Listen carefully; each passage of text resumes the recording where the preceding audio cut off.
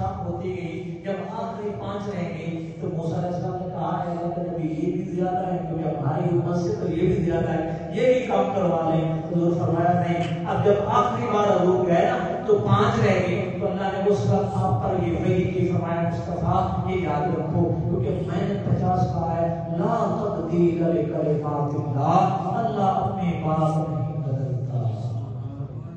فرمایا اللہ اپنی بات نہیں بدلتا. میں نے 50 کہا ہے, اب آپ کے رعایت کی وجہ سے 5 ہو گئی ہیں. آپ کی امت پڑھے گی 5, ثواب 50 کا ملے گا. جب پھر موسیٰ پیغمبر نے کہا تو آپ نے کہا اب مجھے حیا آ گیا ہے جو رب اتنا مہربان ہے 5 کبھی 50 کا ثواب دے, میں ان 5 سے میری کام کیوں کروں.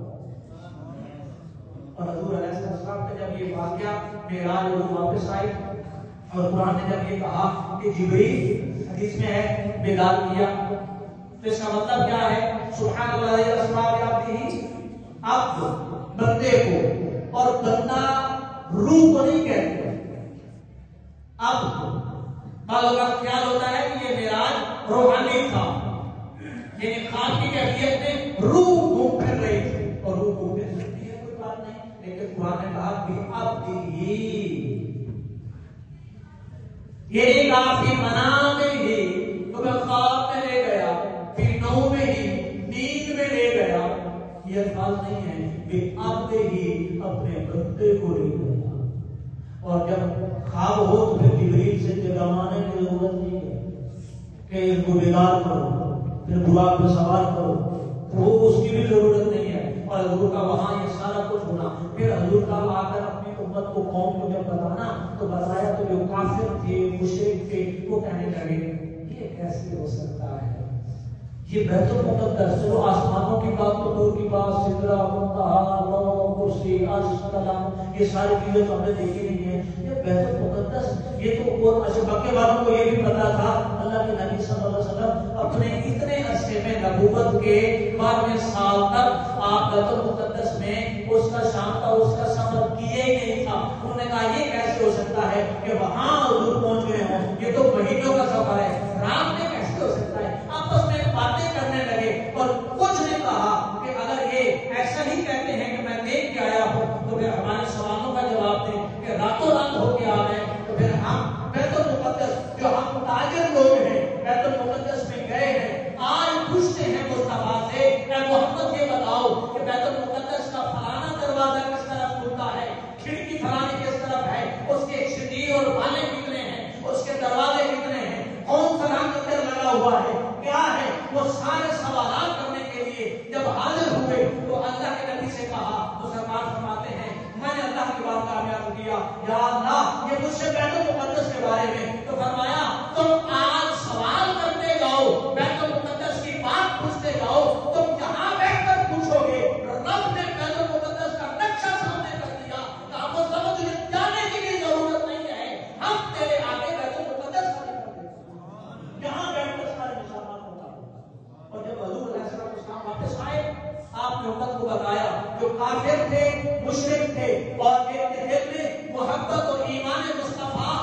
وہ نہیں تھا, انہوں نے شک کیا, انہوں نے کہا ہماری عقل نہیں مانتی یہ معجزہ معراج رات کے سمے کیسے ہو سکتا ہے. اور وہ خود کا ایک کافلا کچھ لوگ جناب صدیق کے خود پاس چلے گئے, کہا آج رات آپ کے نبی یہ بات ہمیں صبح صبح بتائی ہے, یہ ایسا کہا ہے, یہ کہا, یہ کہنے لگے اے صدیق اکبر بھلا یہ بتاؤ کہ اس مکے سے بیت المقدس کا سفر, انہوں نے اگلی بات کی نہیں ہے, کہا مکے سے بیت المقدس کا سفر کوئی بندہ کہے کہ میں راتوں رات وہاں سے ہو کے آ گیا ہو سکتا ہے, اس لیے کہ پر کہنے لگے نہیں ہو سکتا. لیکن یہ بتاؤ یہ بات یہی کس نے ہے, یہ کس نے کہا ہے, تو وہ کہنے لگے تمہارے ہی جس کا تم کلمہ پڑھتے ہو اس نے یہ کہا ہے کہ یہ راتوں رات میں وہاں سے ہو کے آیا. فرمایا تم تو بیت المقدس کی بات کرتے ہو, میرے نبی اس سے آگے کی بھی بات کریں تو صدیق تصدیق کرتا ہے اور اس بات کی مہر لگاتا ہے اور اس بات کا اعلان کرتا ہے, میرے نبی اس سے بھی آگے کی بات کہیں تو صدیق کہتا ہے میرے نبی نے سچ کہا, حضور نے سچ کہا ہے. یہ صدیق اکبر کی جب